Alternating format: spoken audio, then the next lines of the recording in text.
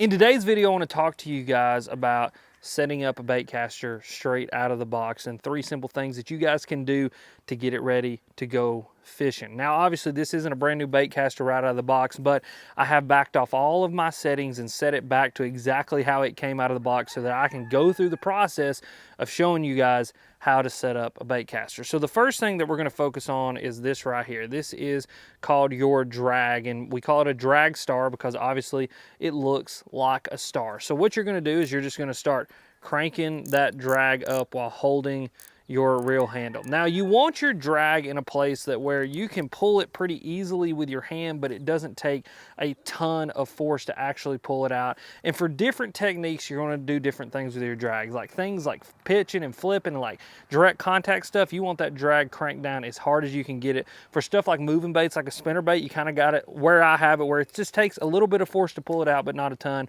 And then things like treble hook baits, I'll actually set it about the same as I will with a spinner bait or something like that, but when I hook a fish, if I need to, I can back it off pretty quickly because your drag is one of those things that's easily adjustable. The next one is going to be your external braking system. Now, some reels come with these, some reels don't, but most modern reels come with an external braking system, and that's this adjustment right here. Now, most of these are going to either say minimum and maximum, like mine does, or it's going to have like a dial between 1 and 10. And so what I do to make it super simple on myself, and literally every reel I get out of the box, this is what I do to it, I just put it directly in the middle. And you guys are going to hear that clicking sound, and as you guys can see, I set it directly in the middle. We'll click it up one more time.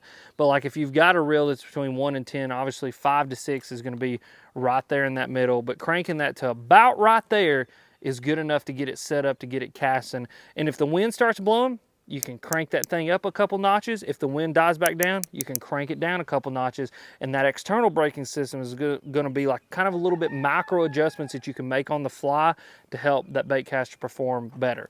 Now, the next one is going to be our spool tension knob.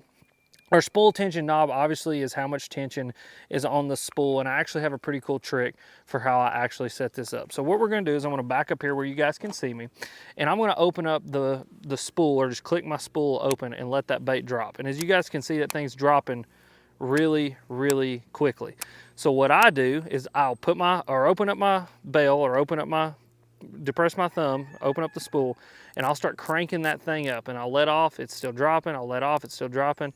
But then right there, you guys can see when I let my thumb off the spool, that bait drops really, really slowly or doesn't drop at all. So from that point, I'm gonna back it off about 5 clicks. 1, 2, 3, 4, 5. And you guys can see that bait is dropping fairly quickly now, but when it hits the ground, it doesn't want to overrun the spool. And even if you keep just a little bit of tension on it with your thumb, it stops that spool and it doesn't want to overrun. If this is overrunning when that hits the ground like that with just a little bit of thumb tension, that means that bait caster is way too loose. You need to crank it up just a little bit, especially if you're newer to bass fishing. But from those settings right there, you guys saw me do every single one of them, no cuts. There you go. Easy to cast, easy to use. You guys can make the micro adjustments as you need it based on the lure weights that you're throwing and whether you're throwing them into the wind or not. But those 3 bait caster setup tips will help you guys to get your bait caster set up. And if you guys want to see me using this exact bait caster in action, click this video, it's popping up right here.